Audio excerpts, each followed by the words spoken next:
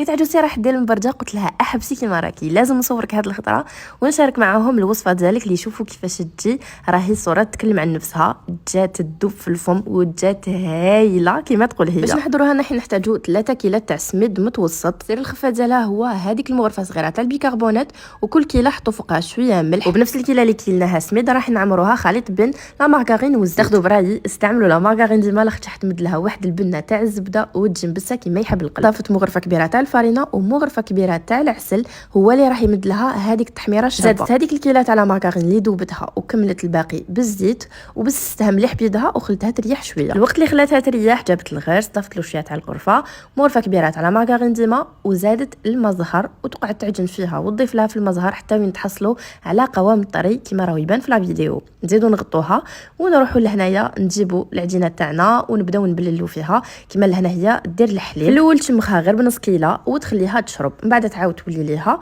وتضيف لها النص الكميه اللي قعدت تجمعها، وتقسم العجينه على 2، لازم يكونوا متساويين. ولا هنا نبداو نفتحوا فيها. تفتح العجينه الاولى وما تفتحهاش مليح مليح، وتكون تاني فتحه الغرس فوق ساشي باش هكذا كي تجي ترفدوا يجيها سهل. تحطوا فوق الطبقه الاولى ونزيدوا نحطوا العجينه الثانيه من الفوق، نسويوها هكذا بيدينا. كنتو تحكموا فيه تحبوها رقيقه ولا خشينه، انا اليوم حبيتها تكون شويه خشينه. ونزيدوا نديروا ان ساشي وندوزوا عليها الحلال باش يجينا الوجه ديالها املس، ونبداو نقطعوا في الحبات ديالنا تحبوا بالموس ولا بهذاك الطابع، نزقموهم مليح في الاطراف وندوهم يطيبوا على نار قليله باش يطيبوا لنا مليح مليح وياخذونا تحميره شابه. لازم تقعدوا تحركوا فيهم وتقلبوا فيهم باش يطيبوا كامل على وجه واحد. بهذه الطريقه المبرجه ديالنا سهله البنينه واجده. سيوها بعثوا لي تطبيقاتكم.